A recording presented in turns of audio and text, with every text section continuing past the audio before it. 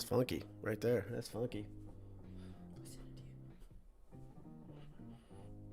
What? Yeah. You just still don't like this theme song, do you? I don't. But I send it to you. Okay. And you go. All right. I might. Yeah. Just put it on. Yep. Hey everybody. I thought I'd try to put the theme music on there in a kind of a bootleg way. Get it out there. Hope you're doing well this lunch hour. It's your pal Boiler Dowd. I'm going to do something real quickly. I'm going to put the link of this. Put this out for everybody so you can follow along. I got kind of a fun idea. Sorry, I just put it on Twitter.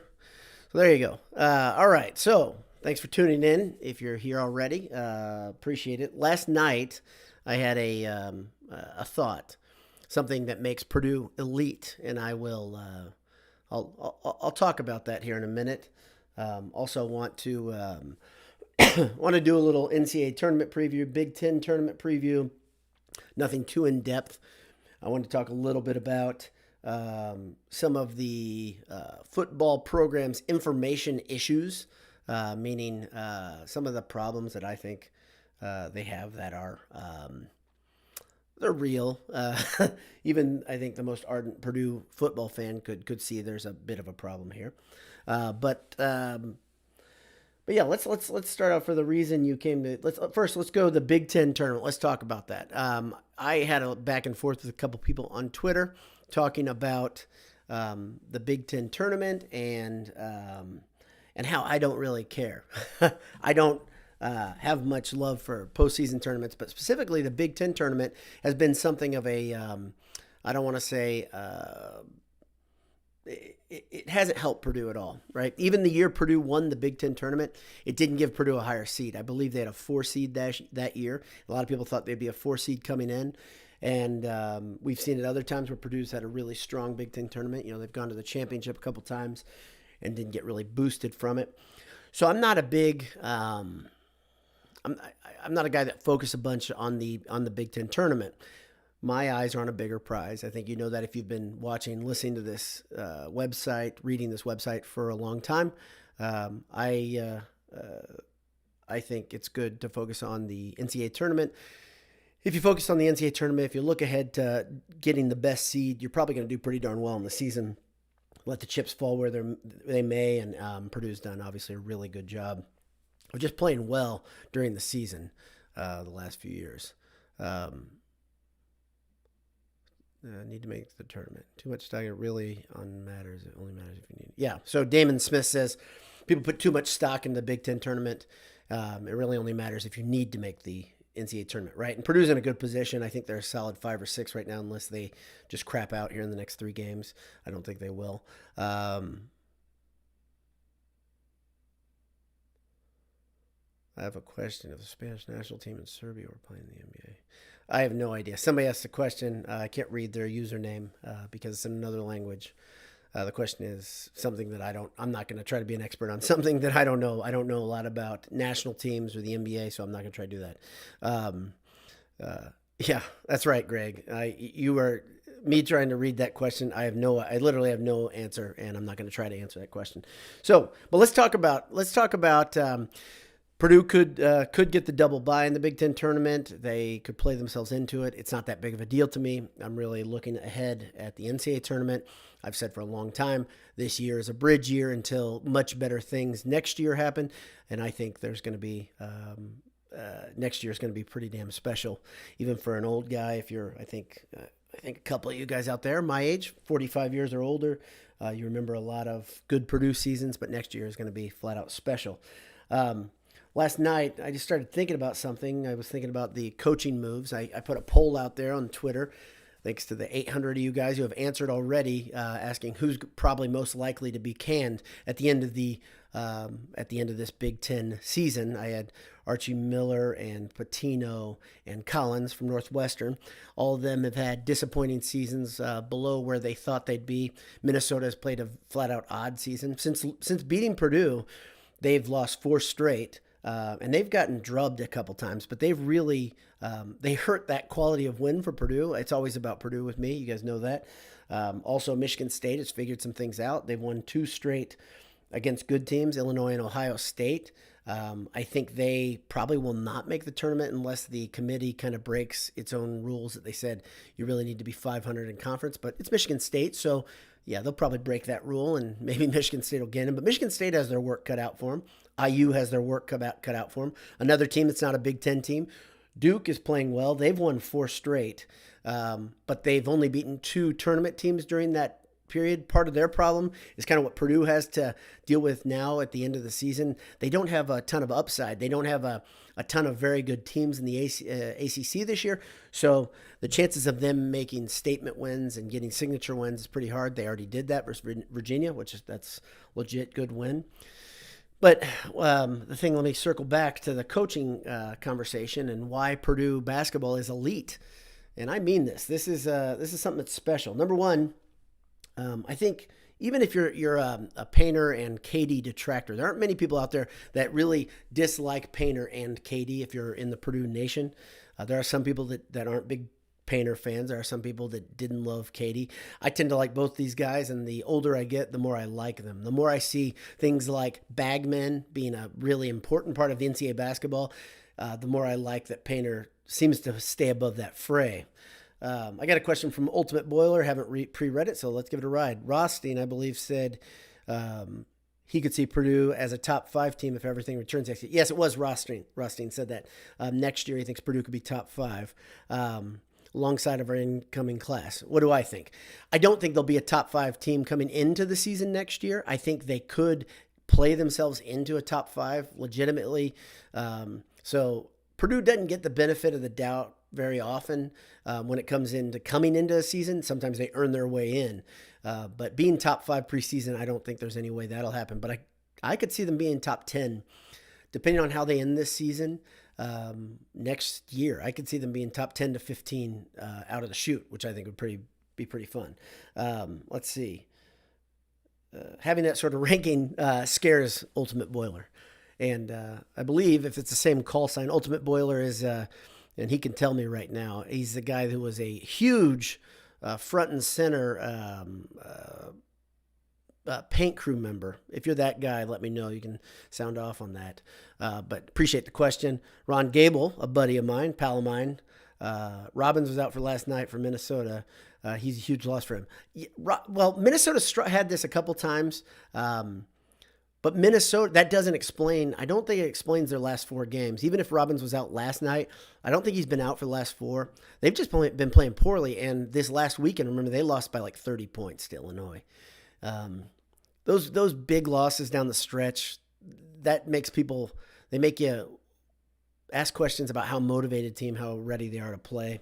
Minnesota is surely not playing well. And I think Pitino might be more likely to be fired than Archie Miller based on what I'm hearing out of IU. Friends of mine, Query from Query and Schultz yesterday or 2 days ago on their show said that he doesn't think IU has the ability to fire Miller regardless of what happens from here out, regardless if they make the tournament or not. That's tough medicine for IU fans to swallow, but it seems like it might be the situation. I've heard it multiple places. I'm by no means an expert about anything IU, but anyway, and I don't think Collins will be fired. So I think Pitino is probably most likely, even though our poll on Twitter says differently. So when we look at other coaches and we look at the potential of turnover happening, number one, a lot of Big Ten teams, a lot of college teams, college basketball programs don't have a lot of money to spend right now because of this unusual last year. So that's one thing I think has to be taken into account when you're talking about budgets. IU is not horrible by any means, but they're not good. And I don't think IU fans have much time for what's been happening. They've become pretty apathetic as a fan base, which is interesting to watch because I think all of us, let's see. Okay. Ultimate Boiler says he's not that guy. He actually wasn't a student, went to USI down here in Evansville. Okay, cool. Yeah, appreciate that. Appreciate the answer. Apologize for the sidebar here. But I think I think they have to look at the budgets. They have to look at the buyouts. They have to look at the whole picture before they make an aggressive move like firing a coach. The only one who's really been awful this year is Northwestern. Collins. That 15 straight losses after the first 3 wins. I think that's right. I think those numbers are correct. But losing 15 straight in conference is really noteworthy and really historically bad. So, so that's an interesting note. But what makes Purdue elite, which you may have thought about this, is this. And I'm going to go down in the last 40 years, since 1980. Here's some of the programs that in the Big Ten, how many coaches they've had. Northwestern's had 6. That's not much of a surprise because it's Northwestern. Nebraska's has had 6. Nobody at Nebraska cares about basketball. That's not much of a surprise. Maryland, no, let's go. I don't want to give that one away. Rutgers has had 9. I think that's the worst in the conference, or best, depending on what Rutgers' goal is. But the worst in the conference, 9 coaches since 1980.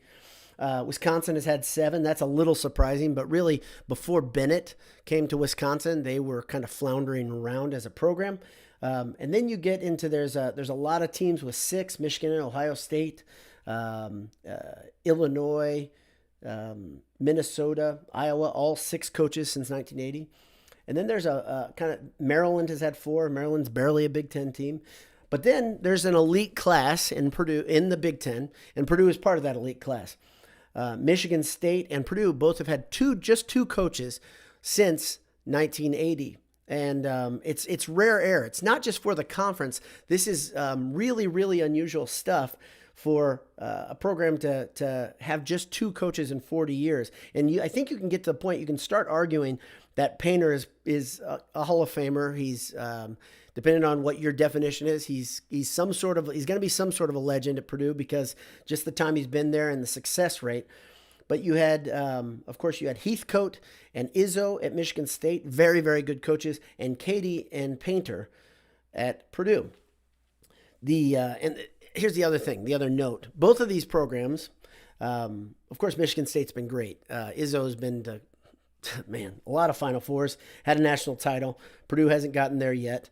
Purdue's had, I think, 3 Elite Eights in that period, 2 from Katie, 1 from Painter. But I was thinking about this the other night, last weekend, when you watch Purdue play frustratingly well, if you're not a Purdue fan, when you see the big men that define the program just keep coming at you, Trey Williams and Gillis come to mind right away. But Edey, his upside looks incredible. He looks like a guy that's going to be another great one in a long line of big men. That's something that defines Purdue, has defined Purdue since the 80s. And then you look at these guards just play rock solid and play fundamentally sound and smart basketball. It's unusual for Purdue to have a guy like Carson Edwards and have a guy like Jaden Ivey, of course, who looks like his upside is incredible. We're not there yet, though. This is potential. He shows these flashes. He's going to be great. But that's an unusual thing for Purdue, and that's part of the reason you can be so excited about next year and say, man, there's real reason to believe this team is going to be truly elite. But being one of 2 programs in the Big Ten with only 2 coaches is something. But doing it while winning 66% of the games that you play, that's incredible, right? Purdue isn't really, I don't think they've ever accepted mediocrity. I think you could argue fairly there have probably been 3 times in the past 40 years where you as a Purdue fan could legitimately say it might be time for a change at the coaching position. For instance, when Katie and the staff got into hot water with the NCAA, following the Luther Clay recruitment, there was about a 4 or 5 year period where it looked like Purdue could get itself in big trouble with the NCAA. They ended up getting in trouble, but it wasn't as big as it could have been. I think that was a time you could have said, well, there was a reason to believe that fire could have came back at Katie and Katie could have paid. Another time, of course, toward the end of Katie's career, of course, he was coasting to the finish line, which a lot of coaches do, especially at that age. Purdue was playing really badly. They could have pulled the plug a little early on that, but they didn't. They kept with the plan, which was a Morgan Burke type thing. And then, of course, Painter's really, really bad 2 seasons where they were at the bottom of the conference. Those were both times where I thought it would have been deserved for Painter to lose his job. Since then, Painter has admittedly changed the way he coaches, and recruited guys that are just good fits. And we've talked about how much we like these guys because of it. Yeah, Greg McManus has a great point here. He said it for a while, pay Brandon Brantley whatever he needs to stay. It'll be sad if he leaves as a head coach. Okay, so Brandon Brantley is an unsung hero in the Purdue basketball program. There is no doubt about that. He's been incredible. Look at what he's done. Look at the big men he has developed, and it really is him, in case you wonder what the secret sauce is at Purdue. Brandon Brantley is definitely part of that. Now, I don't hear his name come up very often when people talk about head coaching, and I don't know why that is. Maybe it's because he's not the number 2 on the bench, but he's extremely important, and I tend to agree the guy deserves to be paid. He's one of my favorites. He's from my era. I graduated in '97 from Purdue. I think Brantley was, I want to say Brantley was 96. He's either 96 or 97, right around me. Yeah, Brantley is a huge, important part of the staff. Another thing that's important part of the staff is that number 2 seat, whoever it's been under Painter, especially the last 2, Gary and Shrewsbury have been awesome at drawing up plays that have put guys in position to score. So out-of-bounds plays have been good. Half-court offense when they come out of a timeout. Granted, there have been exceptions to this. I know this. I've pointed them out if you've paid attention to this channel this year. And I'll tell you when I think the coaches have screwed up, but he's been very good. That second seat on Purdue's bench has been very important and very good through 2 coaches now. So that speaks highly of the way Painter hires, right? But winning 66% of your games, there's a culture at Purdue. And here's the thing. I'm one of the people that say, regardless of the rest of the culture of college basketball and the problems that basketball has with, what's happening at Kansas, what's happened at Syracuse, what's happened at North Carolina. What I am convinced there are many, many other programs that we can see it. IU was mentioned in the affidavit when the Bagman cases were coming up with Nike and Adidas. I don't want Purdue to even flirt with that stuff. I'd like them to stay away from it. If that means Purdue never gets a national title, I'm okay with that. But I think there's no reason for us as Purdue fans to not think this program as it stands and in the next few years can get to the Final Four. So let me know what you think in the comments. I got a couple things. Let me know what you think in the comments below about Purdue being an elite class. Just a couple others just to let you know that I'm not being ridiculous. Here are some other programs that have been in that elite class, not had many coaches. Duke has had 1 coach since 1980. Krzyzewski came in right around when Katie, I'm not sure if he came in the same year, if it was the 80 or 81 season, but it says he was hired in 80. So Katie's first full season, I think, was 80-81. In 79-80 when Purdue went to the Final Four in Indianapolis, was Kings last year. Butler, who I'm a big fan of Butler and the Butler way. One of the great things Butler does is Butler has people that want to be there, whether it's recruits, coaches, personnel. I credit Barry Collier for the Butler way being coined. He goes back to Tony Hinkle. He points at Hinkle being the father of the Butler way. Anyway, Butler has had 8 coaches in the same time as Purdue has had 2. And finally, another program that's noteworthy, Syracuse, has had just 1 coach, but they had 9 games, I think, of interim. Maybe you can remember the circumstance why, but they had another coach for just 9 games.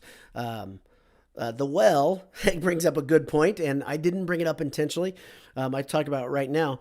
Too bad football couldn't be the same. No doubt. I love football. I wish Purdue football had the same culture and the high shelf and idea of what quality play is.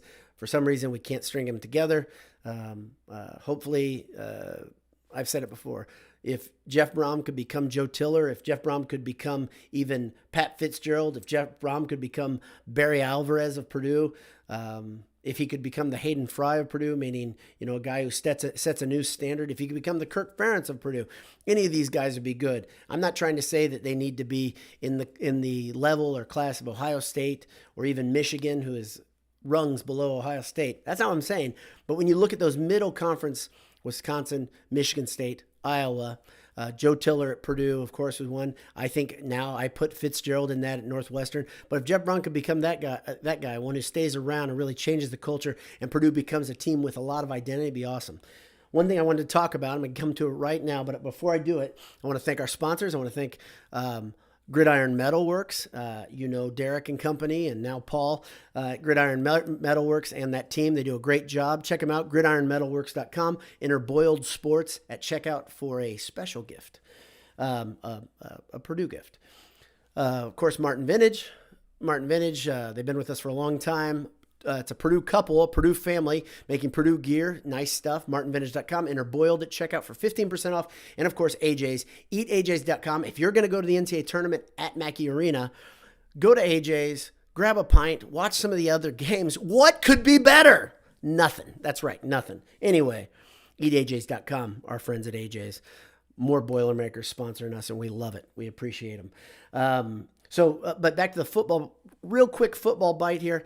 Purdue's football program's communication is awful.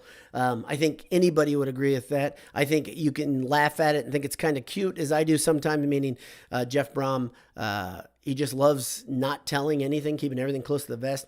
But times like right now, when spring football is here, it's tough to deal with that there's just no information out there. And I wish there was more, plain and simple. I wish I knew more of what was going on not because I'm trying to read tea leaves. I'm excited to see football. So I would love to see that improved. You're probably not the only one who's thought that. If you have any comments, do it below here.